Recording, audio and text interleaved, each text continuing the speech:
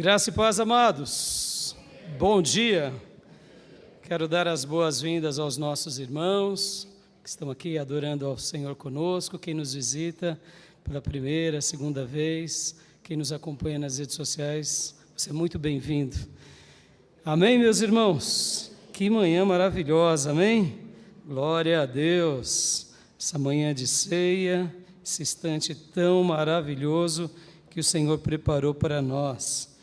Eu convido meu irmão a abrir a sua Bíblia em Gálatas, Epístola de Paulo aos Gálatas, capítulo 3. Epístola de Paulo, carta de Paulo aos Gálatas, capítulo 3.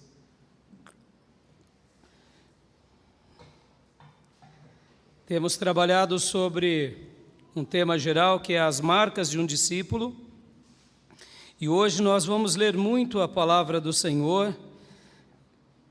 Eu disse para vocês que o capítulo 3 e o capítulo 4 de Gálatas é um pouco mais difícil, então a gente vai ler mais a Bíblia, e como eu gosto de ensinar no seminário, deixe a Bíblia falar. Amém, meus irmãos?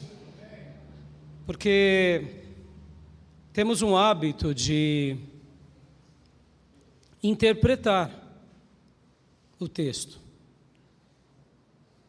E quando pensamos sobre interpretar um texto, será que a nossa interpretação está correta? Fica uma pergunta. Fica uma pergunta muito curiosa. Então, nós acreditamos que o grande intérprete e autor é o próprio Espírito Santo. Ele é o autor, logo, se ele vai explicar, ele também interpreta, ele também traduz para nós. Mas nós, como seu povo, sua igreja, somos fracos, limitados, e se não tivermos o auxílio dele, podemos ser enganados. Por essa razão, a gente tem que respeitar as várias igrejas, porque cada um faz uma leitura. Porque, de fato, irmãos, a interpretação ela é única. Porque o autor escreveu de uma forma específica. E quando eu falo autor, irmãos, eu não estou me referindo necessariamente aqui ao vaso que Deus escolheu para escrever. Porque, como diz tanto Timóteo quanto Pedro, que o Espírito Santo usou homens consagrados. E que tudo que está escrito é o que? Foi escrito pelo poder do Espírito Santo usando homens separados, pecadores, mas que foram regenerados. Então, o Espírito Santo, ele é perfeito. Amém, meus irmãos? Ele é Deus. Ele é Deus. A ideia da Trindade que não está na Bíblia, é verdade, a palavra Trindade não está na Bíblia. Mas a palavra de Deus nos ensina que Deus é Pai, Deus é Filho, Deus é Espírito Santo. Posso ouvir um glória a Deus? Aleluias. Pastor, eu não gosto de usar o termo Trindade. Tá bom, não precisa usar. Mas eu te pergunto, Deus é Pai para você? Deus é Filho? Deus é Espírito Santo? Aleluia. Então, o termo, ele é útil por causa da discussão que surge na história. Mas a ideia bíblica ela é importante. Então, o que nós precisamos sempre lembrar? Deixe o texto bíblico falar. Deixe Deus falar. Se Deus escreveu, se Ele se comunicou de uma forma, mesmo que não entendamos, creia de todo o coração. Amém, meus irmãos? Porque Deus é mais sábio do que Salomão, é mais sábio que Moisés, é mais sábio que Paulo, é mais sábio do que qualquer homem que já existiu, exista ou venha de existir. E se Ele quis se revelar a nós por meio de um povo, por meio de uma nação, por meio de uma igreja, ou pelo menos pelos apóstolos, então que Deus seja glorificado, que Ele seja exaltado, porque a maneira em que Ele fala sempre será boa, sempre será perfeita e sempre será agradável. Amém? Então, irmãos, a gente vai mergulhar hoje aqui no capítulo 3 e eu vou ficar principalmente em cima dos 9 versículos iniciais. Os primeiros 9 versículos, mas a gente vai ler o capítulo 3 inteiro. Depois para entender melhor esse capítulo, a gente vai ter que ir para Atos dos Apóstolos. E assim a gente vai trabalhar. E assim eu não tenho dúvida que nessa manhã de ceia você vai se alimentar, porque Deus vai falar conosco. Amém, meus irmãos? Vamos orar agora para que Deus fale conosco. Peça agora pela tua vida, pela tua família, por cada alma que ouvirá essa mensagem. Diga: Deus, fale conosco. Derrama do teu Santo Espírito sobre nós. Usa o pastor, usa a igreja, usa tudo aquilo que o Senhor desejar, mas transmita a tua palavra pelo poder do teu Espírito Santo aos nossos corações. Pai, muito obrigado, Deus, por essa manhã tão maravilhosa. Muito obrigado, Deus, por esse momento tão sagrado, que é o momento em que nos reunimos como igreja para adorar o Teu nome, para engrandecer o Teu nome, para glorificar o Teu nome, para orar, Pai, pelos nossos amigos, familiares, ó Deus, por aqueles que precisam. Obrigado pelos irmãos que estão aqui presentes, Pai. Ó Deus, por aqueles que nós estamos vendo hoje pela primeira vez. Obrigado, Deus, por rostos que há algum tempo nós não víamos e estão aqui entre nós. E como é bom, como é maravilhoso poder Te louvar, ó Deus, juntamente com os meus irmãos. Agora eu Te peço, meu Deus, fala aos nossos corações, Senhor.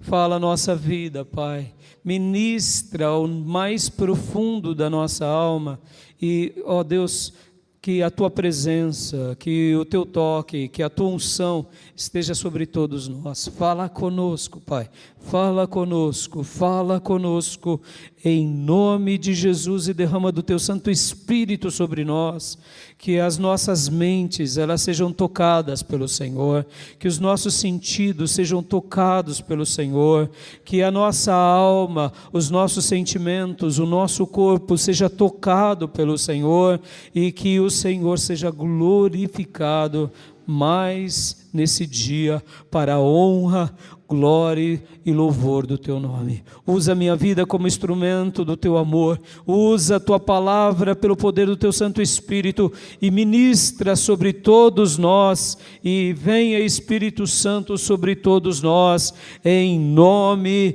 de Jesus. Amém. Amém, meus irmãos. Glória a Deus. Aleluias. Meus irmãos, então vamos mergulhar no texto. O título da minha mensagem é Apenas fé no Evangelho e nada mais. Amém? Apenas o Evangelho. Fé no Evangelho. Fé é importante, temos que ter fé. Aonde? No Evangelho, ou seja, em toda a revelação de Deus, do Gênesis ao Apocalipse, porque o Evangelho foi pregado primeiramente a Abraão, logo o Evangelho começa desde a revelação de Deus lá em Abraão, por meio da tradição ou da revelação oral, e ele se cumpre aqui no Apocalipse por meio da Igreja Apostólica, e aí fecha-se o Evangelho. Nós não precisamos de um novo Evangelho, nós não precisamos de uma releitura do Evangelho, nós não precisamos, como eu disse, pastor, e se a minha leitura, e se a minha interpretação, a gente já viu, e eu vou parafrasear, se eu pregar um outro Evangelho, disse Paulo, ou se alguém pregar um outro Evangelho, que não seja esse, que seja amaldiçoado, amém? Tudo o que foge, o verdadeiro e puro Evangelho é amaldiçoado. Logo, se eu me alimento e creio no amaldiçoado, eu serei o quê? Abençoado ou amaldiçoado? Não é à toa que tanta gente tem se convertido e tem morrido no meio do caminho. Por quê? Porque tem comido um pouco da grama de Deus, mas tem comido o veneno da maldição. Logo, vai morrer. E quando nós nos alimentamos só da grama de Deus, vivemos. Por quê? Porque o Supremo Pastor nos conduz sempre ao pasto perfeito que é a sua palavra, e às águas cristalinas e vivas do rio de Deus. Amém, meus irmãos? Logo, a nossa leitura pode não ser a melhor do mundo, como batistas. Fica aqui uma dica. Mas nós enxergamos que nós estamos no caminho. tem uma interpretação que ela é única, mas a nossa leitura a gente vai aprendendo e debatendo, e é assim que a igreja vai existindo ao longo desses 2000 anos. Porque nós não podemos simplesmente dizer que os assembleanos estão errados, os presbiterianos estão errados, os metodistas estão errados. Até porque o plano de Deus sobre as denominações nasce na história. E eu te pergunto, tem batista na Bíblia? Igreja batista na Bíblia? Opa, olha que perigo. Tem comunidade da graça na Bíblia? Tem presbiteriano na Bíblia? Tem metodista na Bíblia? Tem assembleano na Bíblia? Tem igreja congregacional na Bíblia? Ué, mas isso então nós entendemos que ao longo dos séculos, Deus permitiu com que surgissem as denominações como um apoio. Mas nós somos, sobretudo, que cristãos. Adoramos e exaltamos Cristo. Glorificamos a Cristo e seguimos a sua palavra. Aleluias. E é isso que nos importa. E graças a Deus pela Igreja Batista. Graças a Deus, porque ela tem preservado isso. Mas e se um dia a comunidade batista começar a se enveredar por um caminho onde pregue um novo evangelho? Ora, deixemos de ser batistas, é simples assim. Mas jamais deixemos de ser cristãos apaixonados pela palavra. Amém, meus irmãos? Então o título da minha mensagem é apenas a fé no evangelho e nada mais. Amém? Glória a Deus. E a tese que eu quero defender aqui, vocês verão no texto, que eu estou me baseando profundamente nesse texto, é que o povo aqui dessa igreja, eles começaram no Espírito, ou pelo Espírito, mas terminaram pela carne. Começaram muito bem, mas estavam todos perdidos, até o momento em que Paulo escreve. Porque Abraão começa na fé e termina na promessa, e por essa razão ele torna-se amigo de Deus e pai da fé. Aleluias! E eu quero que você guarde essa frase, meus irmãos: sem o fruto do Espírito não somos nada, só sobra carne. Sem o fruto do Espírito, nós, povo de Deus, não somos nada, só sobra carne pura. Então, vamos refletir um pouco aqui e vamos ler o texto, porque hoje, meus irmãos, eu vou usar uns termos aqui bem típicos e bem curiosos, porque eu quero falar com vocês.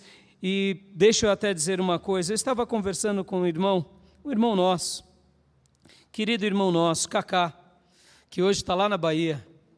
E um dia, enquanto eu conversava com o Cacá e falava com o Cacá, ele dizia assim para mim: Raio, ele me chama de Raio. Raio, pastor Raio. Ele chama de pastor Raio. Eu tinha uma bicicleta tão linda. Aí eu falei: Cacá, é a coisa mais linda, sabe? Toda enfeitada. Aí eu comecei a imaginar uma bicicleta toda enfeitada. Falei: mas aonde, Cacá? Quem fez? Não, lá na Bahia. Mas me roubaram, aquela coisa linda. Eu falei: mas me explica. Ele falou: minha bicicleta era que nem um jegue de cigano, todo enfeitado. Eu falei: mas como? Enfeitado nas rodas, no guidão, não sei o quê, com buzina, imagine. Aí eu falei: mas você nunca viu, pastor Raio? Bicicleta de baiano. Aí eu falei: bicicleta de baiano? Igual jegue de cigano, cheia de penduricalhos, né? E para ele era a coisa mais linda, né? E aí eu dei muita risada, a gente se alegrou. O que eu quero usar aqui, a expressão penduricalhos. Penduricalhos. Nós precisamos ter uma fé sem penduricalhos, sem enfeites. Senão a gente vira bicicleta de baiano, ou jegue de cigano, está entendendo? Muitas vezes a gente está querendo enfeitar o pavão. Não, pavão já é lindo por si só. O Evangelho já é lindo por si só, na simplicidade dele, na beleza do Cristo, da ressurreição do Cristo, da morte do Cristo, da igreja do Deus vivo, o poder do Espírito, a revelação na palavra. Isso nos basta, é a simples pregação, é a simples fé, crida, guardada, introjetada, e o milagre vai acontecer no tempo de Deus, amém, meus irmãos? Será que a gente tem tido uma fé cheia de penduricalho? A gente vai aprender aqui que sim, porque os Gálatas, eles estavam cheios e apinhados de penduricalho, estavam enfeitando o pavão, era um jegue de cigano, era uma bicicleta de baiano, com todo respeito aos meus irmãos baianos. Eu sei que nem todos os baianos gostam dessa bicicleta, mas o Cacá era apaixonado por aquilo. Ele falou, raio, me roubaram, minha bichinha, me roubaram. E ele ficou todo frustrado, porque era a coisa mais linda, toda enfeitada. Meus irmãos, a gente não precisa de uma fé repleta de penduricalhos. Os penduricalhos irão nos matar, os penduricalhos irão nos enfeiar, os penduricalhos eles irão atrapalhar a nossa fé. Sim. Então Paulo estava aqui nesse primeiro momento chamando essa igreja, tire os enfeites, vocês começaram a colocar enfeite, eu não pedi para vocês colocarem enfeite, eu não estou pondo enfeite, como vocês começaram? Foi no Espírito? Mantenham-se no Espírito, do mesmo jeito que receberam Cristo Jesus, permanecei nele, enraizados, edificados, firmados na fé, transbordando de graça, de gratidão, daquilo que nós recebemos. Paulo estava querendo mostrar isso para eles. Então, vamos ler aqui, meus irmãos. Vamos ler. Gálatas 3. Ó Gálatas insensatos, quem os enfeitiçou? Gálatas 3:1. Não foi publicamente exposto diante dos olhos de vocês que Jesus Cristo foi crucificado? Ora, deixa eu dar uma pausa aqui. Olha as expressões paulinas. Paulo chamando uma igreja muito grande, uma explicação geográfica aqui. Quem eram os Gálatas, irmãos? Hoje nós temos a Turquia, lá no Oriente. Gálatas ficava dentro da Turquia atualmente, seria equivalente a isso, mas na antiguidade era chamado de Anatólia ou Ásia Menor. A Ásia Menor, essa região, que era uma região, no meio existiam várias cidades que compunham os Gálatas. Então era tanto um povo quanto uma etnia. Então, quando Paulo está escrevendo aos Gálatas, é toda essa região. É como hoje, quando falamos assim, o Alto Tietê, engloba toda essa nossa região. É um pedaço muito grande, muito grande. Mas seria uma comparação mais ou menos como essa, era uma região muito grande dentro da Ásia Menor, era a Anatólia, ficava dentro da Anatólia. Então Paulo estava dizendo para todos aqueles grupos e todas aquelas igrejas espalhadas nas casas, porque essa carta foi para todos eles, várias cidades. Ele está chamando todos de insensatos. Forte ou não? E hoje em dia, o pastor chamar de insensato, o que acontece? O irmão surta, chama o advogado, processa e vê um camburão e ele tira o pastor da igreja, não é assim? Eu quero te dizer, está certo isso? Ora, se Deus está nos chamando de insensato, porque a gente está misturando a fé, aleluia, louvemos a Deus, amém, meus irmãos? Percebam, uma fé sem mistura. Hoje os direitos humanos, não é? Quem é ele para me ofender? Ora, Paulo está nos chamando aqui, todos nós, se a gente está misturando a fé, ele está dizendo que a gente é insensato. E aí ele continua dizendo e usando até uma expressão bem curiosa, quem os enfeitiçou, dando aquela ideia de magia. Ou seja, como isso aconteceu com vocês? Sabe aquelas histórias, alguém começa muito bem, se batiza, é cheio do Espírito Santo e agora virou uma bicicleta de baiano, um jegue de cigano todo enfeitado, cheio de práticas religiosas, guardando dias, luas, festas e circuncisão, voltando às velhas práticas. Paulo falou, ué, mas o que aconteceu? O que aconteceu? Se começou bem, você dava fruto do Espírito e agora, por que tamanha insensatez? Quem enfeitiçou vocês? Como isso foi possível? É mais ou menos assim que ele está começando o capítulo 3.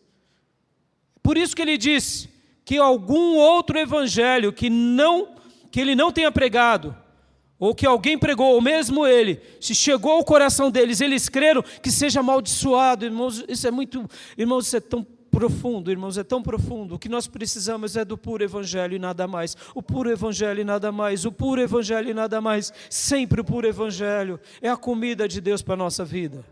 E aqui então ele começa dessa forma. E ele conclui, não foi publicamente exposto diante dos olhos de vocês que Jesus Cristo foi crucificado. Ora, peraí, eles estavam em Jerusalém quando Jesus foi crucificado? Não. Mas o que Paulo estava dizendo aqui?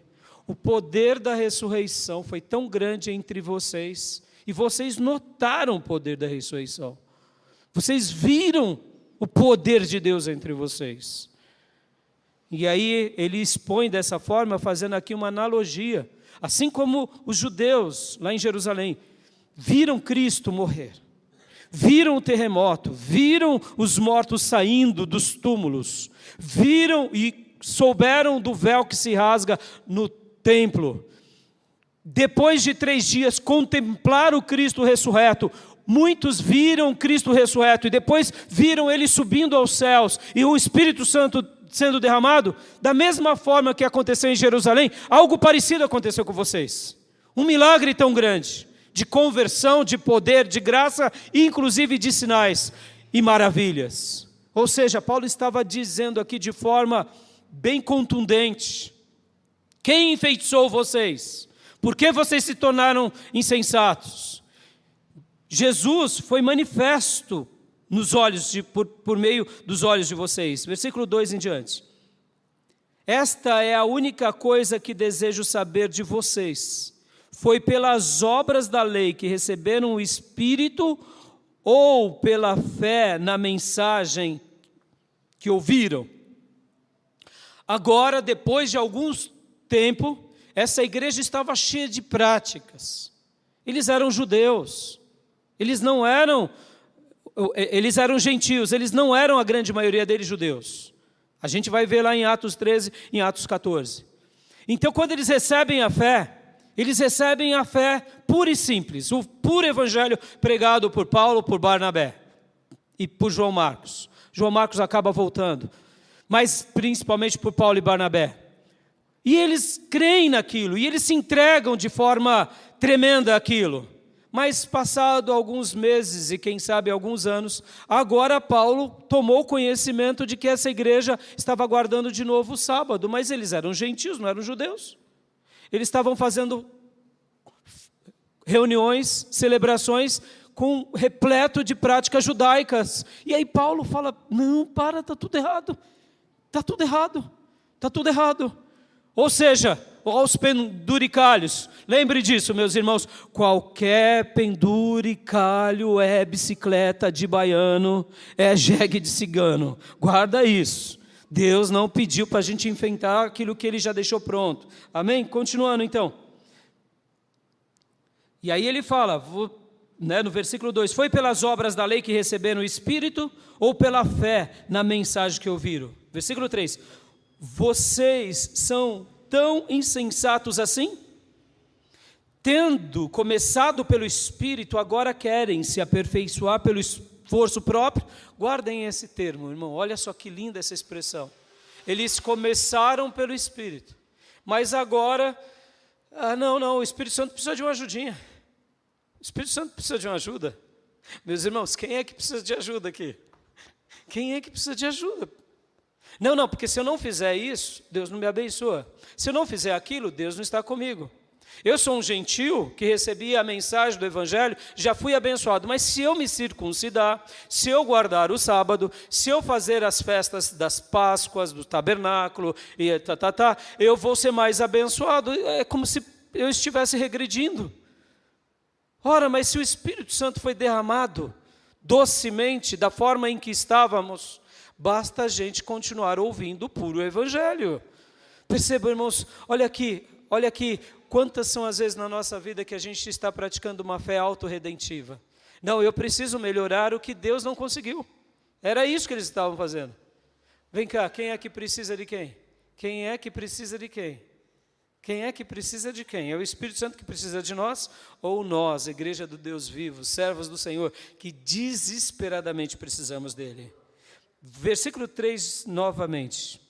Vocês são tão insensatos assim, tendo começado pelo Espírito, agora querem se aperfeiçoar pelo esforço próprio? Vocês experimentaram tantas coisas em vão, se é quem foi em vão. Deixa eu dar uma pausa aqui, meus irmãos. Eles começaram pelo Espírito, agora estavam aperfeiçoando na carne. E agora eu faço uma pergunta, e quem nem começou no Espírito? Hoje um fenômeno que a igreja no Ocidente, a igreja protestante tem enfrentado é de pessoas religiosas que não se converteram.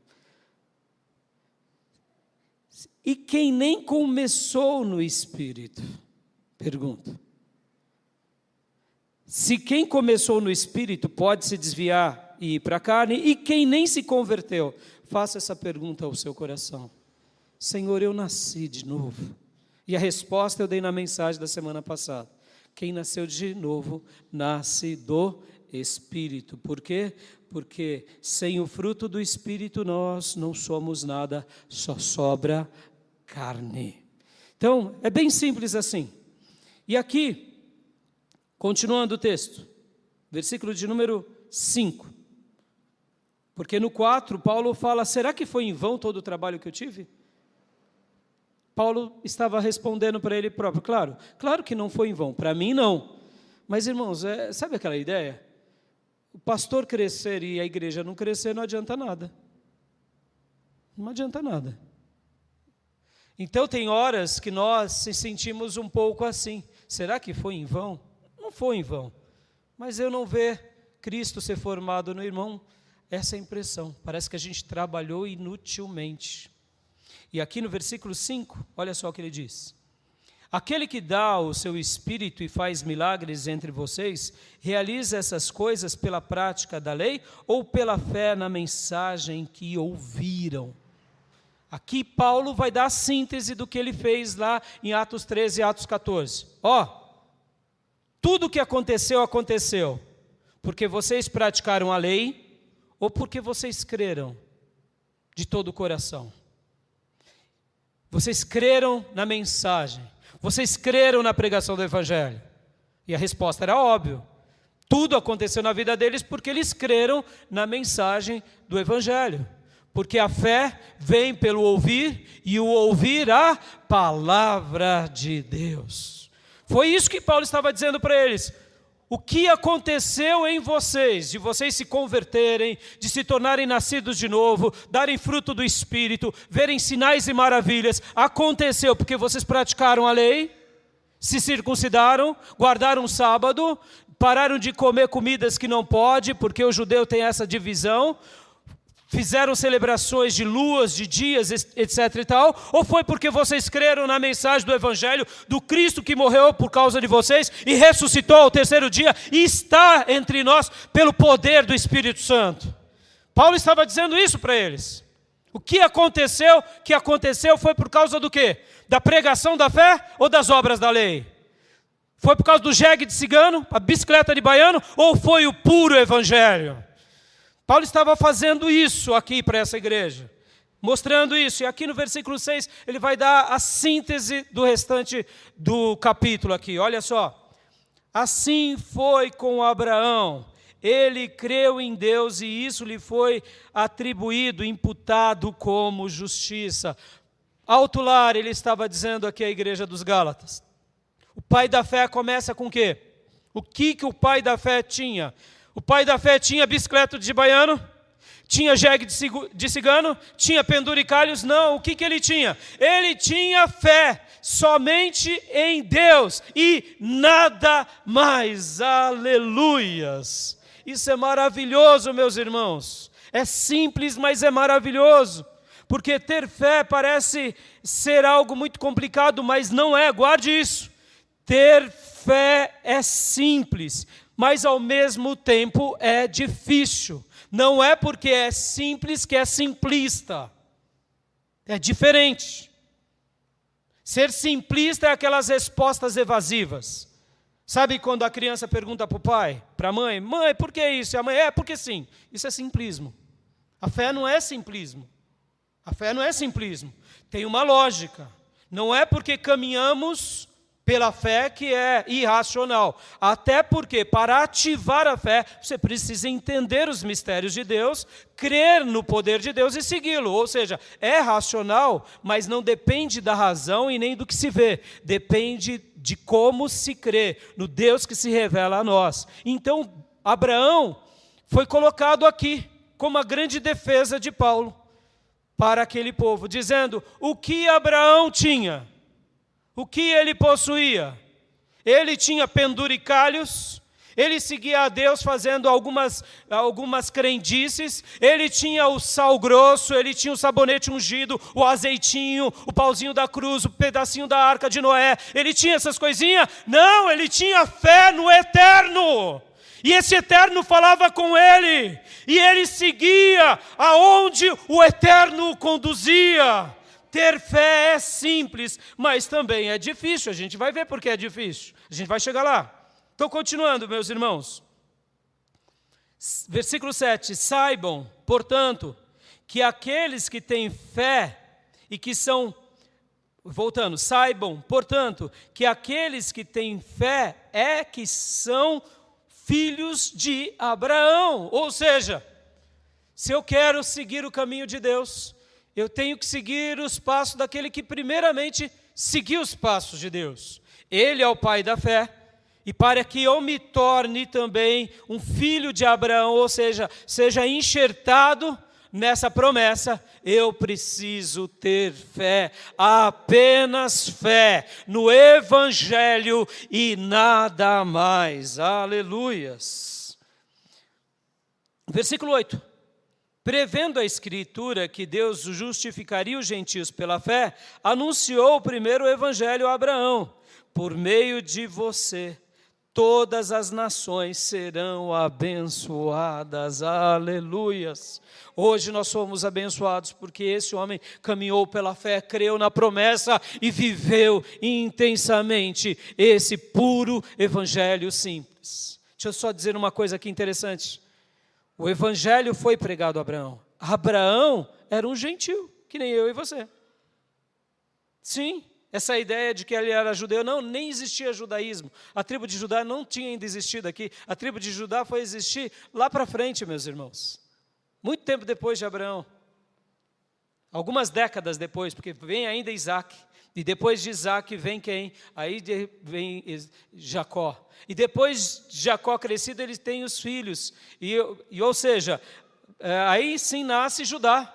E depois a história dos judeus, e esse termo judeu, só é uma designação depois do cativeiro babilônico. Como os remanescentes que sobram do povo israelita.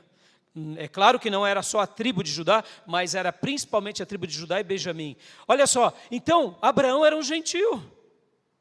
Um gentil que morava no meio de povos pecadores, idólatras. Possivelmente ele era assim também.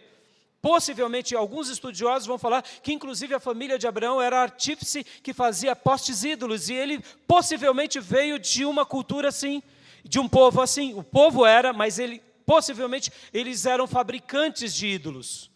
Mas um dia a voz do Eterno falou com ele: sai da tua terra, da tua parentela, e vai para um lugar que eu vou te mostrar. E ele deixa tudo e segue. Aleluias. Então o Evangelho foi pregado a ele.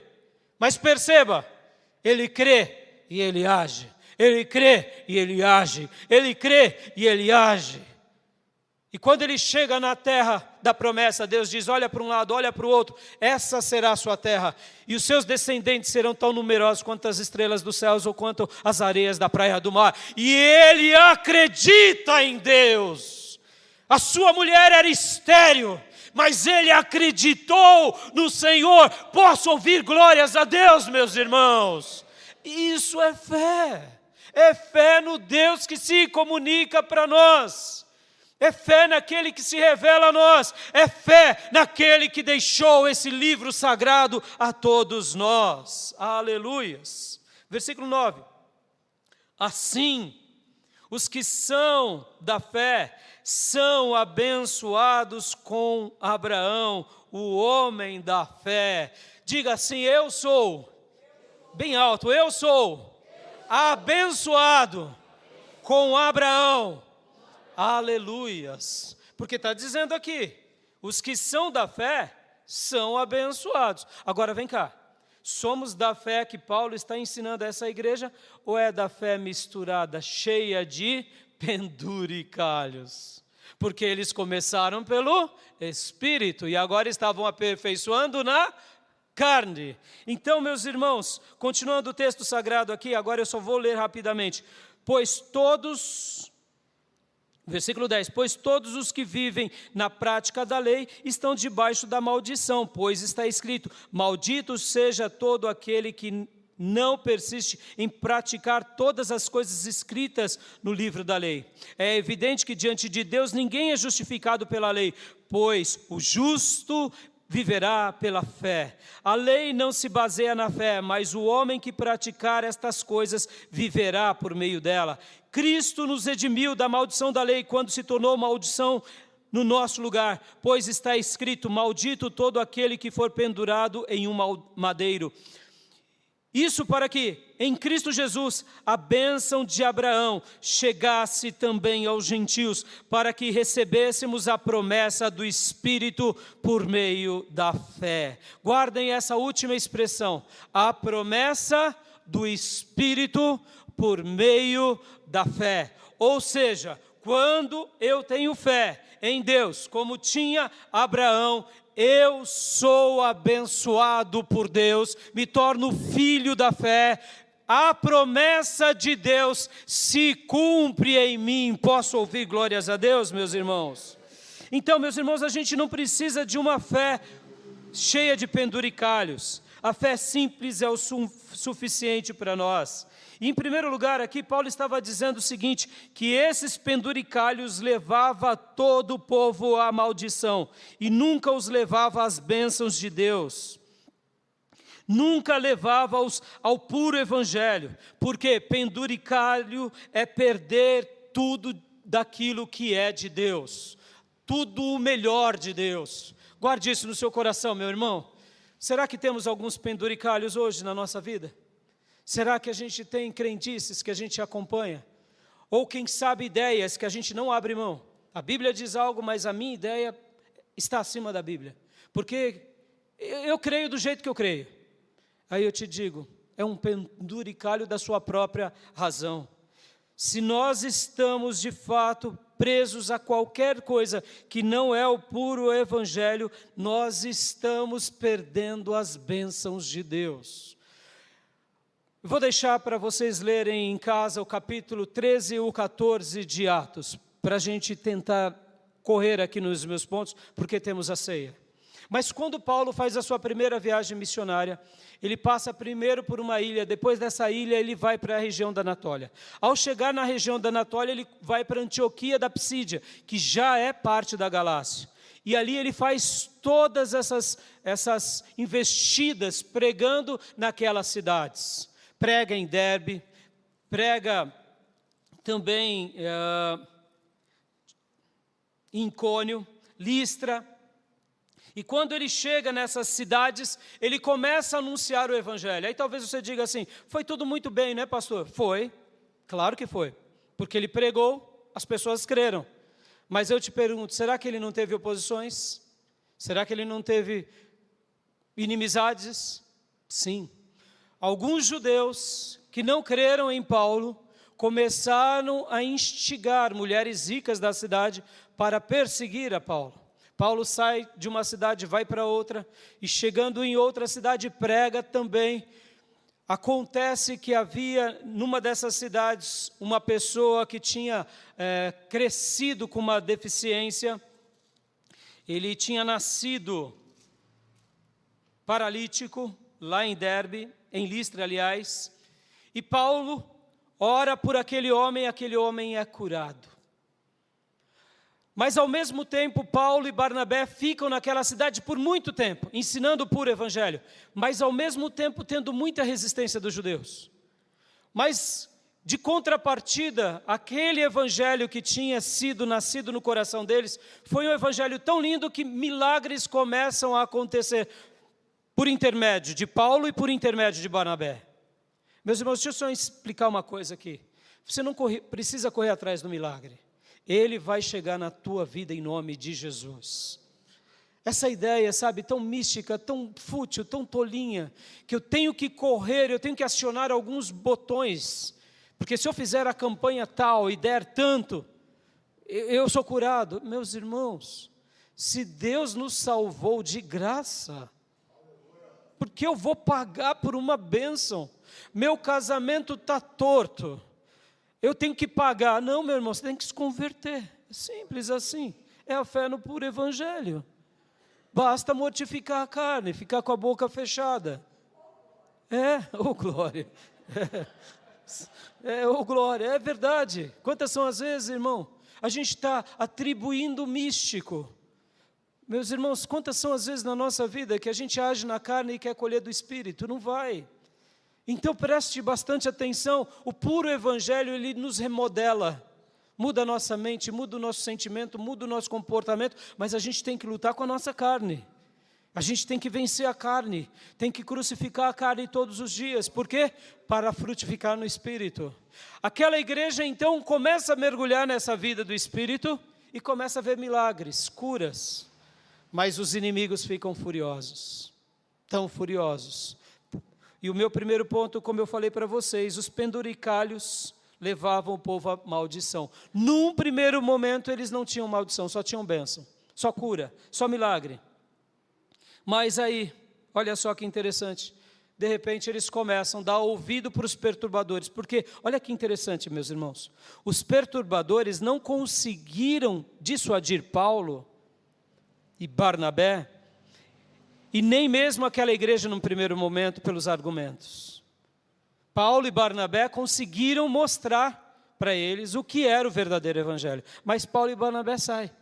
E quando Paulo e Barnabé saem, os inimigos começaram então a introjetar os penduricalhos. Isso é tão sério, meus irmãos, estou sendo enfático aqui, porque isso nos faz lembrar o quê? Nos faz lembrar quando Moisés estava tirando o povo do deserto.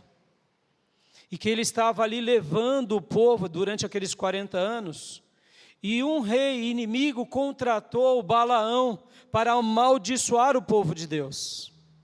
Mas Balaão tentou amaldiçoar, mas não conseguiu, porque aquele que Deus abençoa não tem maldição que prevaleça. Amém, meus irmãos? Sobre o Filho de Deus, lavado e remido no sangue do Cordeiro, não tem macumba, não tem nada, não tem encantamento.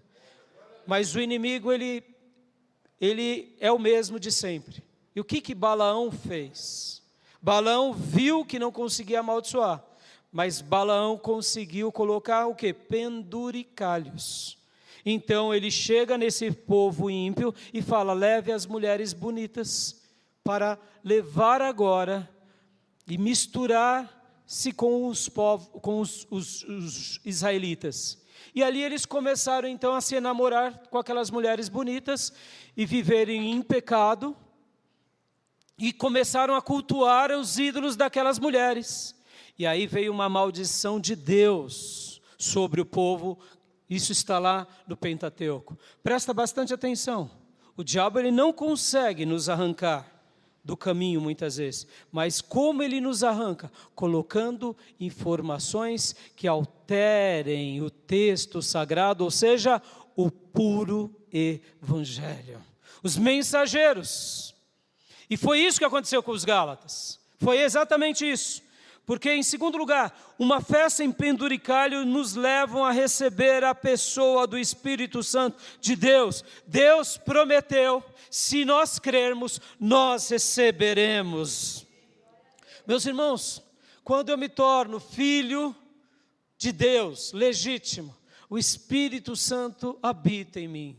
Se Ele parou de habitar em mim, em nós, é porque a gente já está com alguns penduricalhos.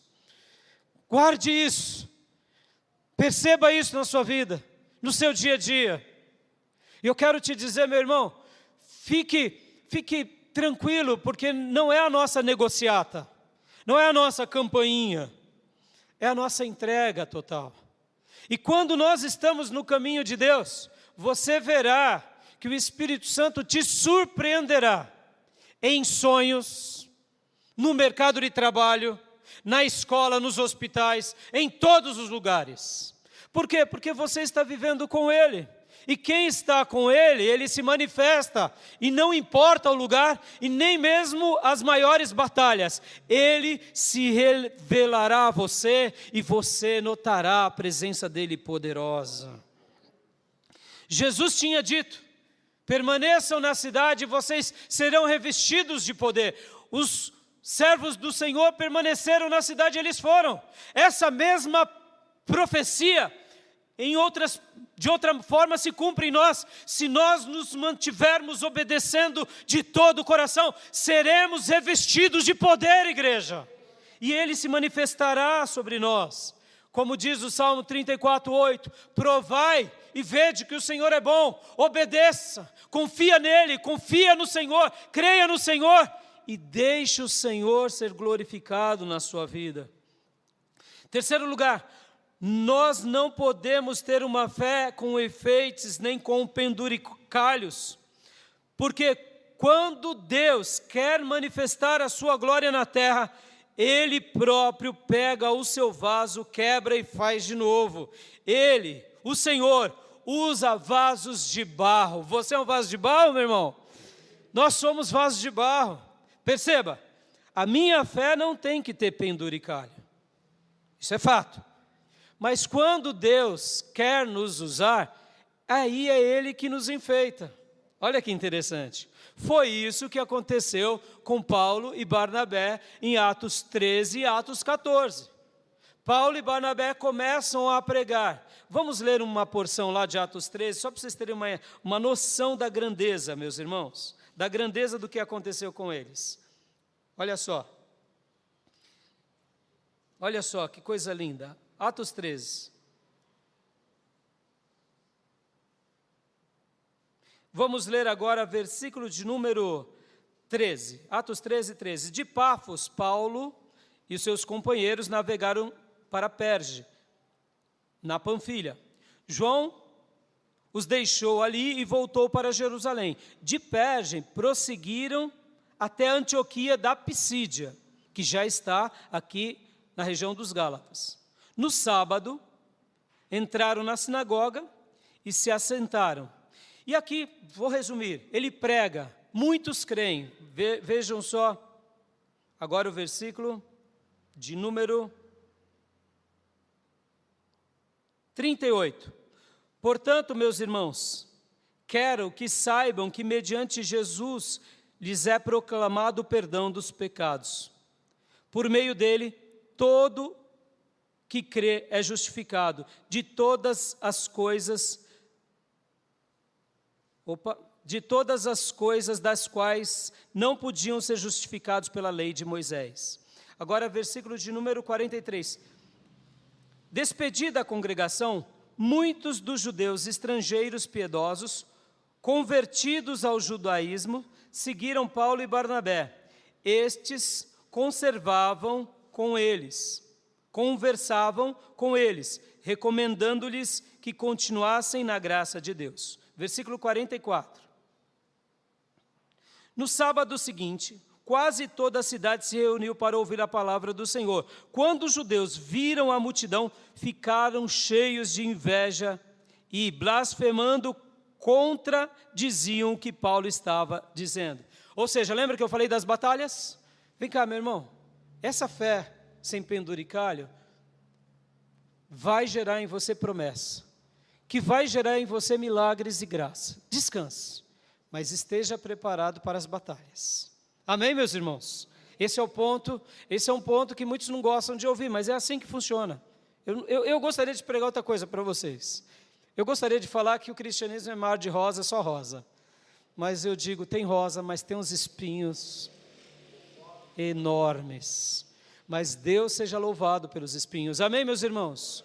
Aqui começa a perseguição. Mas lembra que eu disse? A nossa fé é sem penduricalho, certo? Mas quando Deus quer nos usar, Ele nos enfeita. Paulo foi enfeitado por Deus. Com o quê? Com um dom apostólico.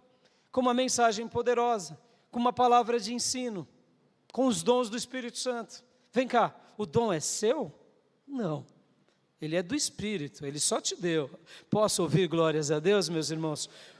A nossa fé não tem que ter penduricalho. Eu não preciso acrescentar para que Deus não me abençoe. Mas quando Ele quer nos usar na terra, Ele nos enfeita como Ele quer. Ele nos dá uma palavra de poder, uma palavra de sabedoria, um talento, e a gente vai ser boca de Deus. Foi o que aconteceu com Paulo. Veio a dificuldade, o que Paulo fez? Ele não se acovardou, aleluias. Vamos ver agora, continuando rapidamente aqui, versículo de número 48. Atos 13, 48. Olha só o que diz. Ouvindo isso, os gentios alegraram-se e bendisseram a palavra do Senhor e creram todos os que haviam sido designados para a vida eterna. 49. A palavra do Senhor se espalhava por toda a região. Aleluias!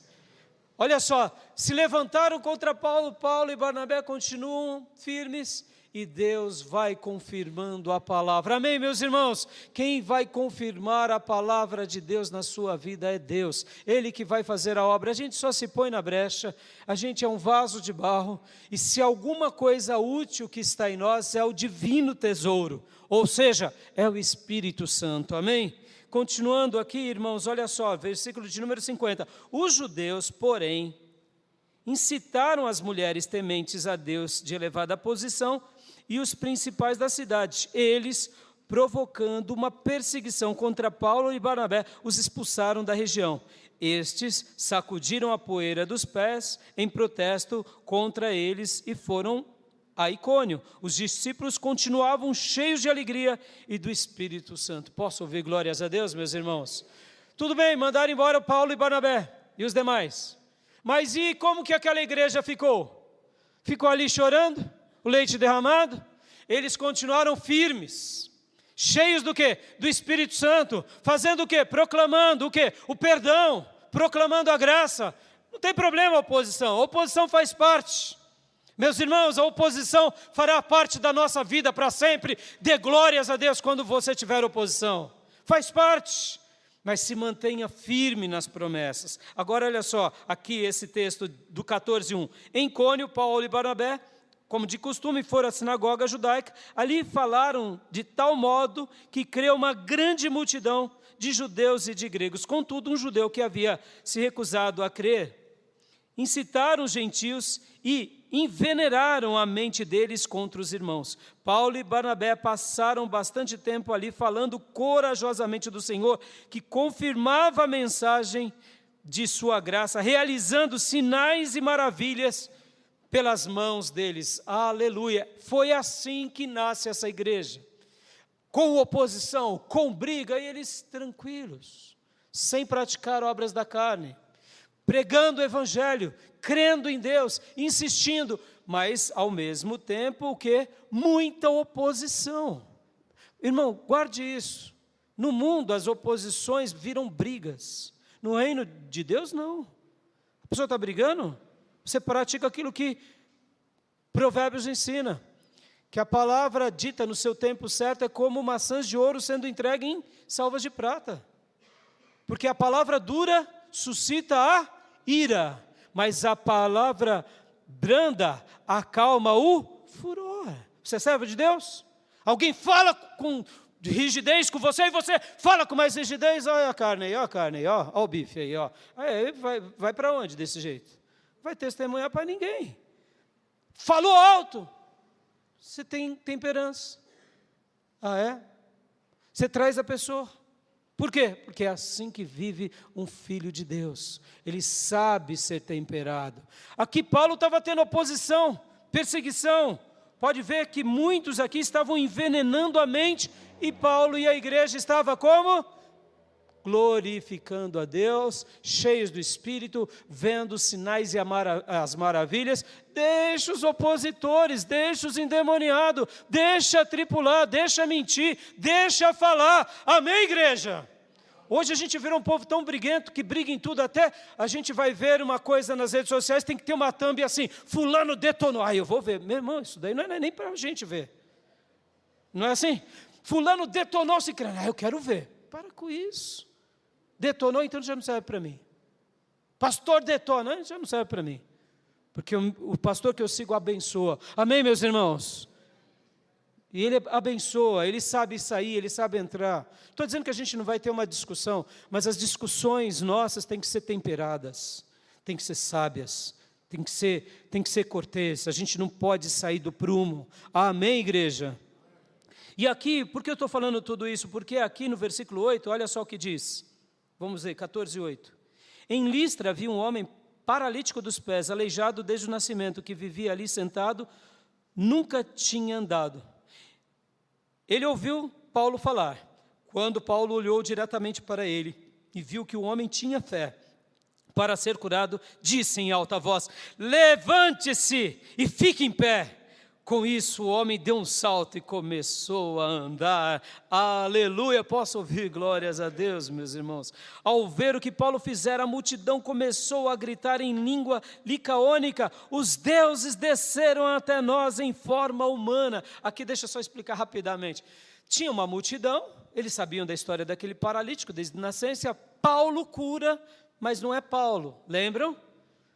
Nós não precisamos enfeitar a nossa fé, certo? Porque senão viraremos o quê? Bicicleta de baiano e jegue de cigano, cheio de penduricalho. Lembra o que eu falei no meu último ponto aqui? Quando Deus quer nos usar, é Ele que nos enfeita. É o poder dele. Paulo é só um canal. Paulo foi instrumento da cura, mas como eles eram gentios, eles acharam que agora Paulo e Barnabé eram deuses. E deram até os nomes, vamos dizer aqui, olha que interessante. A Barnabé chamaram Zeus, e a Paulo Hermes, porque era ele o portador da palavra. Quem era Zeus por grego? Era o grande Deus Todo-Poderoso. Então, já que Barnabé fica quieto, então Barnabé não era outro senão o manda-chuva. Nesse primeiro momento era essa leitura que eles faziam. Então era Zeus, porque Zeus, na mitologia grega, sempre está do lado dos outros deuses. E Hermes, quem era Hermes na mitologia grega? Era aquele que traduz as palavras dos deuses, de Zeus, de todos os deuses gregos, e transmite para os homens, eram intérpretes. Daí se deriva aquela palavra hermenêutica, que é a interpretação, que há no direito, que há na teologia, que é a arte de interpretar, vem dessa palavra. Hermes era o deus intérprete, que pegava a sabedoria dos deuses do Olimpo e traduzia para os mortais. Então Paulo, já que era o pregador, é Hermes e Zeus. Mas peraí, olha só, olha aí as misturas, mas aí vem então os nossos irmãos com muita postura, olha só o que diz aqui. 13, e o sacerdote de Zeus, cujo templo ficava diante da cidade, trouxe bois e coroas de flores à porta da cidade, porque ele e a multidão queriam oferecer sacrifício. Vamos pegar agora esses deuses e vamos adorá-lo. Olha aqui, vem cá, e se fosse nos nossos dias, hein, irmãos? Vem cá, ia ser adorado ou não? Com os apóstolos aí, ia ou não ia? Ia ou não ia? Está entendendo, meus irmãos? Fé misturada. Pode me adorar um pouquinho, porque a virtude está em mim. A virtude está em nós, irmãos? Não, a virtude é do Senhor, é do Espírito Santo. Aleluia. E continuando aqui. 14. Quando, ouvindo isso, os apóstolos Barnabé e Paulo rasgaram as roupas e correram para o meio da multidão, gritando: homens, por que vocês estão fazendo isso? nós também somos humanos como vocês. Estamos trazendo boas novas a vocês, dizendo que se afastem destas coisas vãs e se voltem para Deus, para o Deus vivo, que fez o céu, a terra, o mar e tudo que nele há. Ou seja, Paulo e Barnabé, aqui até chamados os dois de apóstolos, eles rasgam as vestes, mostrando, não somos seres humanos, não somos... Hoje em dia não, pode preparar um altar, pega os bezerros, pode adorar, porque eu mereço ser adorado. Coisa do cão. É do cão ou não é? É um jegão enfeitado para o capeta ou não é? Não é uma bicicleta do diabo? É isso aí. Vamos lá, continuando. No passado, versículo 16, ele permitiu que todas as nações seguissem os seus próprios caminhos. Contudo, Deus não ficou sem testemunho, mostrou sua bondade, dando a vocês chuva do céu, colheitas no tempo certo, concedendo-lhe sustento com fartura e um coração cheio de alegria. Apesar destas palavras, eles tiveram dificuldade para impedir que a multidão lhes oferecesse sacrifício. Então, alguns judeus chegaram de Antioquia e de Icônio, e instigaram a multidão, apedrejaram Paulo e o arrastaram para fora da cidade, pensando que estivesse morto. Espera aí, ó que loucura! Espera aí. Paulo está fazendo essa defesa, rasga as vestes, mas aí no meio da multidão veio os judeus, lembra? Aqueles mesmos que já estavam perseguindo Paulo, e começam agora a criar uma contenda de Deus grego, agora ele vira um apedrejado. E Paulo foi apedrejado ao ponto de ser tido como morto.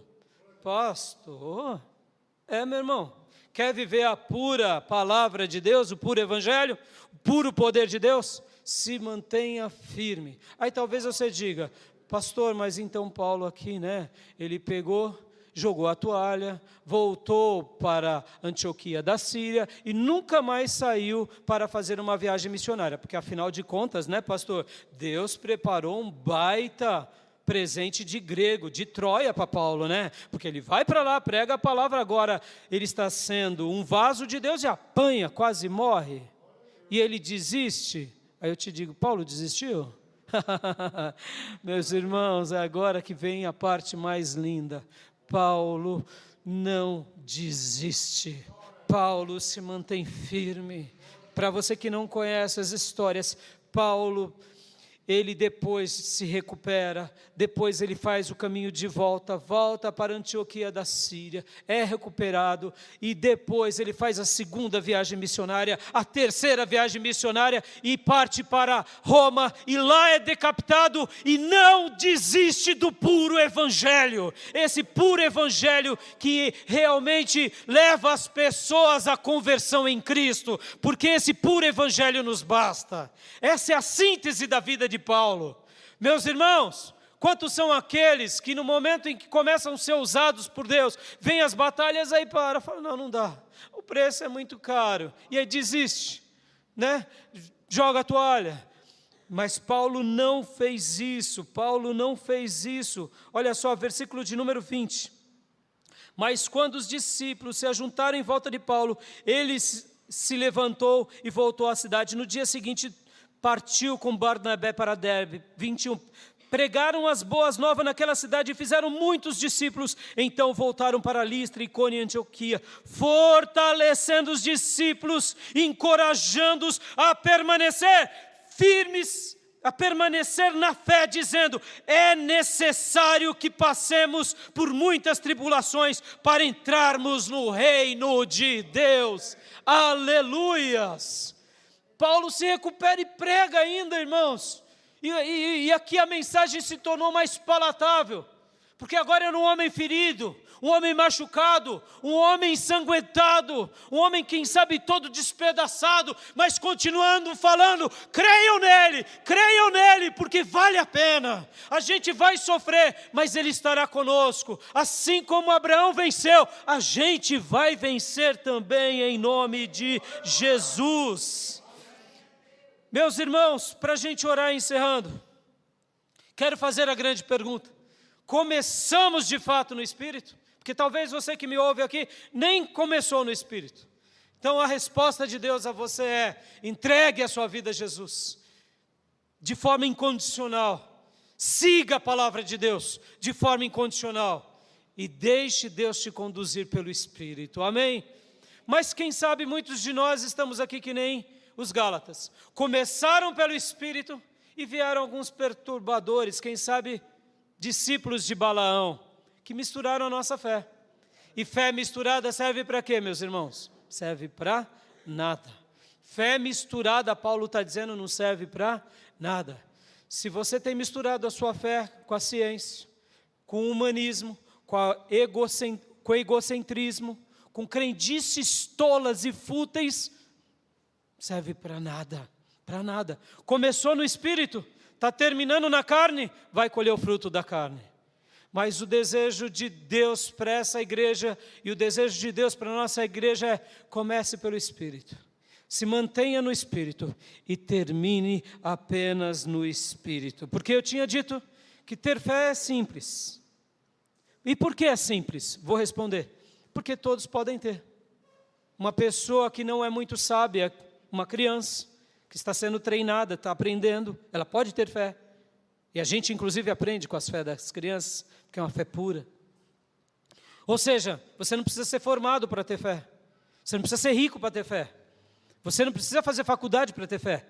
Basta você crer que Jesus Cristo morreu na cruz para te salvar. A fé pode ser possuída por qualquer pessoa.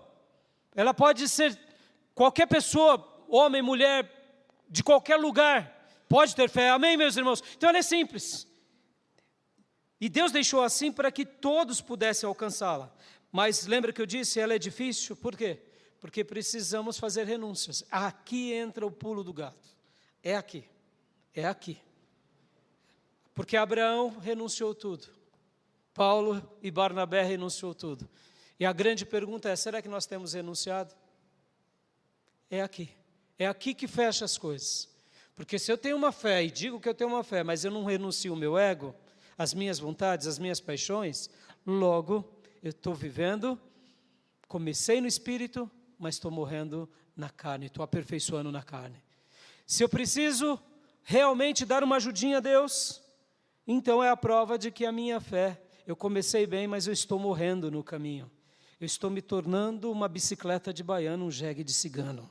Algo bonito para os homens, mas péssimo para Deus. O pavão de Deus não precisa ser enfeitado. O pavão do Evangelho, se assim eu pudesse dizer, já é lindo por si só. Então a pergunta que fica para nós é: será que temos tido essa fé simples? E será que temos praticado essa fé com renúncia? O que Deus tem te pedido, meu irmão? O que Deus tem te pedido, minha irmã? Aqui é algo muito lindo, porque é muito específico. O que Deus pede para um pastor não pede para uma ovelha.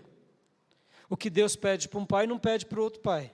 O que Deus pede para uma mãe não pede para outra mãe. O que Deus pede para um jovem não pede necessariamente para outro jovem. Eu te pergunto, você tem vivido a renúncia? E eu queria fechar aqui com Paulo, Barnabé e Abraão. Lembrem-se de Abraão. Toda vez que Abraão tentou dar uma ajudinha para Deus, ele pereceu. Lembram nas duas ocasiões que ele disse meia verdade? Pereceu. Lembram quando ele teve o filho Ismael com Agar? Sofreu.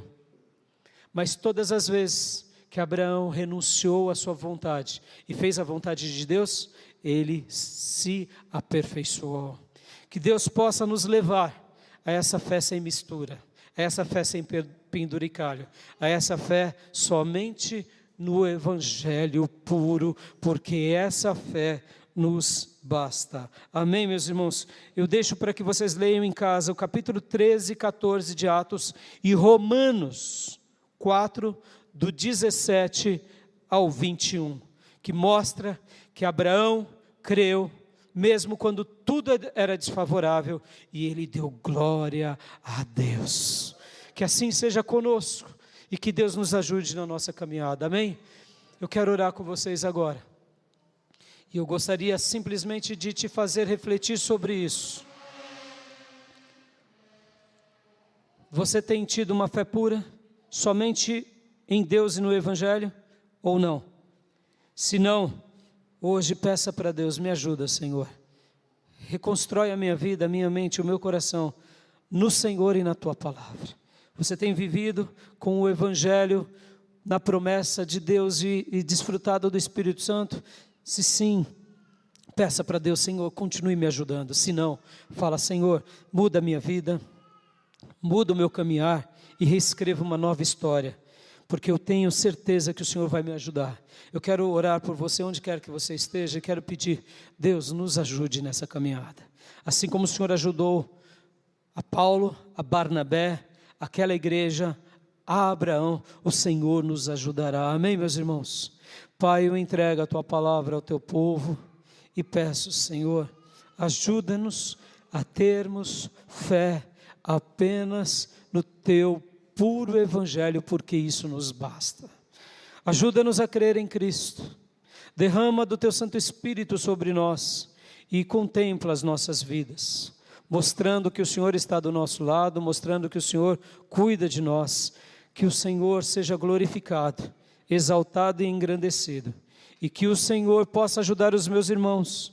Sim, papai, essa alma que me escuta, que ouve, que assiste esse culto, onde quer que ela esteja, aqui na igreja ou nas redes sociais, ou mesmo depois, participando desse momento, cultuando conosco, eu te peço, meu Pai, se ele ainda não começou no Espírito, converte-o verdadeiramente, para que ele comece no Espírito, se mantenha no Espírito e continue no Espírito.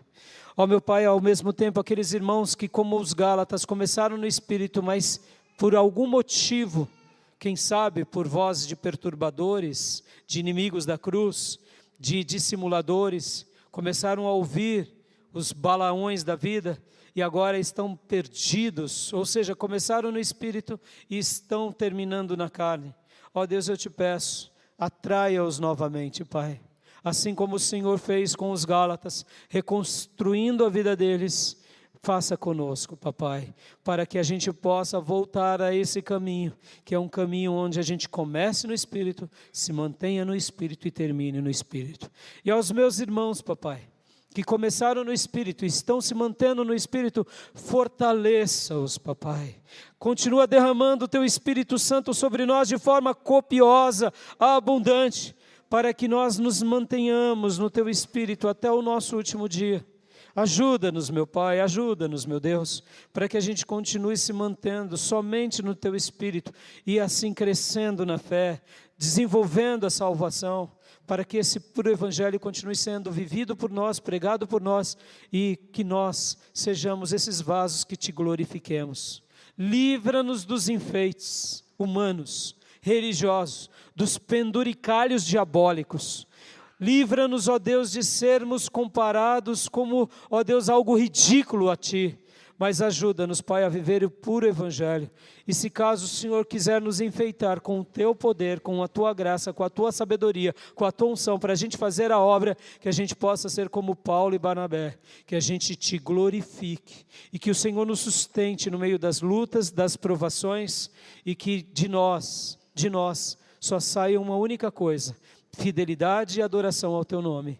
Pai, eu oro por esses meus irmãos que têm se mantido de pé, que começaram no Espírito e estão no Espírito. Continue-os a firmá-los na rocha e no puro Evangelho, para que Jesus seja glorificado entre nós. É assim, Pai, que eu oro e Te agradeço por essa reflexão. Ajuda-nos a sermos discípulos marcados por Jesus Cristo. É assim que eu oro e Te agradeço, em nome de Jesus. Amém. Amém, meus irmãos? Recebe essa palavra e, querendo Deus, semana que vem falarei sobre que o discípulo, ele recebe o Espírito de Jesus. E por essa razão ele clama: Abba, Pai. Se Deus nos der graça, esse será o tema da semana que vem. Amém? Recebam essa palavra em nome de Jesus.